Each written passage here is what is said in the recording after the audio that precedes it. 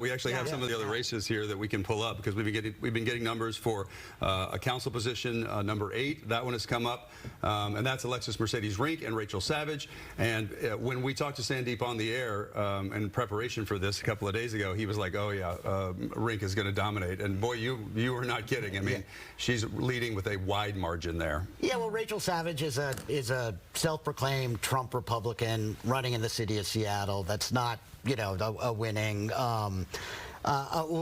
line to take, and you kind of knew that there wasn't a whole lot of suspense in this race. She got through the primary, but even in the primary, Rink dominated the primary numbers, and so no big surprise. Let's go to position 9 now, if we can, on the Seattle City Council, and this is a big one, guys, because this is Sarah Nelson. Of course, this is the Seattle City Council president. She's, you know, well known now. She's made a name for herself. A lot of people know her, but clearly the voters are saying, hey, we're not happy with the direction of where you're, you know, leading and how you're, you know, taking Seattle, because Dion Foster there is with a handy lead, 58% to 42%. So Sandeep, this race, I mean, it's pretty much done for Sarah, no? It is done, yeah. We will see actually that margin grow in the later counts, just like we'll see Katie gain in the mayor's race. So yes, this race does look over. And again, I think it's indicative of this kind of anti-incumbent tie that we're seeing sort of across a lot of these races.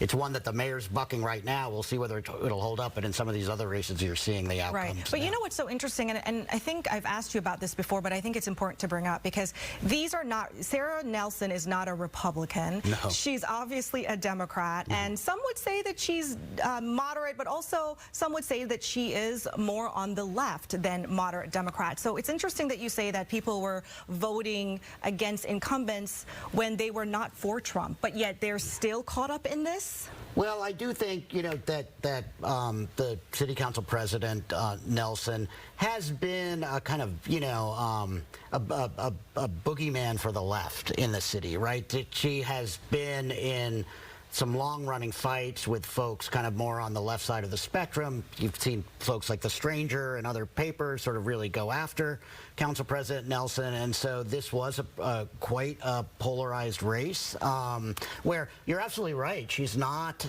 by any means a Republican. She's not a conservative, even though the left sort of tries to call her that. But she also is not a strong progressive. She's not a lefty, and so that's really how this race played out. You know, in the city attorney's race, I remember when it changed last time and Ann Davison won. She came in, she changed a lot of things. Yeah. She improved efficiency, she speeded up prosecutions so defendants would know, you know, what they were facing. She cleaned up a lot of the stuff, the mess from before. It does not seem to have resonated with viewers. Look at this, Erica Evans leading the incumbent Ann Davison 63 to 37%. What happened here? Well, I can sum it up in one word: Republican, right? In the era of Trump being reelected last year, a Republican on the ballot. First of all, when Ann won 4 years ago, I did the independent expenditure campaign to help elect her. She was running against an out-and-out abolitionist candidate, a very far-left candidate who had pledged to end the prosecution of all misdemeanor crimes in the city of Seattle. She was that far out there, except repeat DUIs. And you know, you didn't have Trump as president and this kind of atmosphere that we've been talking about in this political landscape. And so I think it was pretty clear going into this year that Scarlet R for Ann Davison was really going to be an anchor. Just heard him talk about the education levy, otherwise known as Seattle Prop 1. Take a look at that. That is a handy victory for Mayor Harrell in this issue, because this is something he's pushed for. So if you're just joining us and you're wondering, what does Seattle Prop 1 do? Well, it will raise property taxes. It will replace an existing levy for a larger one, and it will generate $1.3 billion over 6 years, and that money will go to pay for things like affordable childcare, and we're talking about K through 12 resources. And you may have just heard Harold talk about the 2-year free tuition for Seattle colleges. Again, that is Prop 1. It is passing 77 to 23%. I want to go to the other prop, Prop 2, if we can, because this is another big one, and that is a yes for Prop 2. Again, Seattleites saying, yeah, we want to tax large companies to generate extra money. And this is another one, a win for Harrell, because he pushed this along with Alexis Mercedes Rink, the council member. They were pushing this ahead of this campaign, and voters giving them a 68% victory. And what this will do is it will essentially raise the B&O tax for large companies to generate around $81 million additional funding every year. And again, this will go to plug a budget deficit for the city of Seattle, so that will go to the general fund. Next, we want to go to another issue here, Resolution 8201. This is long-term care. You may know it as Washington Cares Fund. And this is interesting because it is going through with 57% of the vote and 43% rejecting. And the reason why this is interesting is because back in 2020, they had a similar ask of voters. They asked people to allow them to change the Constitution so that way they could invest Washington Cares Fund, which is essentially a payroll tax that all of us have money taken out of our paycheck. They're asking us to take that money and invest it in the stock market. Back in 2020, voters said no to this, but now,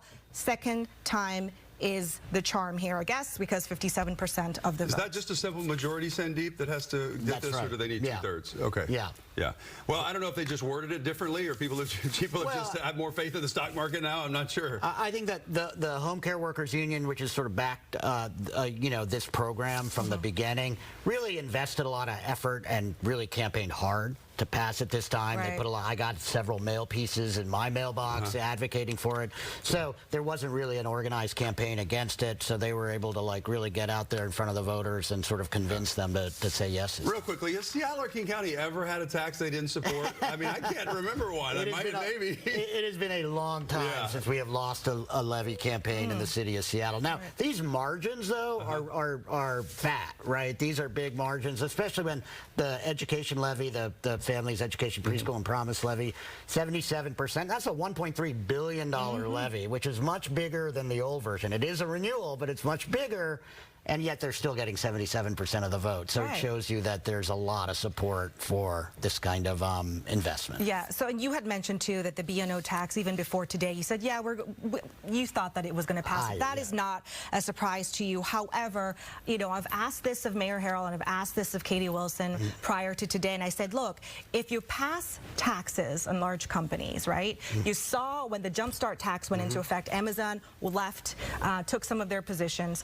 Do you not worry that this is going to impact large companies to say, you know what, we're going to invest in AI, we're going to shift our money elsewhere. We're in very weird times right now. How do you see this playing out? Some of that's already happening, right? We've been seeing Amazon moving jobs over to Bellevue, right? They just announced a whole bunch of 14,000 layoffs, including 2,000 layoffs locally. So I do think there is a concern here that if you turn the dials and knobs on taxes on business too much, just in the city of Seattle, it's not that hard to kind of go elsewhere and be able to operate on a cheaper cost basis for them. So that's absolutely an issue going forward, especially let's say Katie Wilson ends up winning this mayor's race. She said she wants to come out and she's got a whole agenda of stuff that she wants to fund, which is going to require new revenues.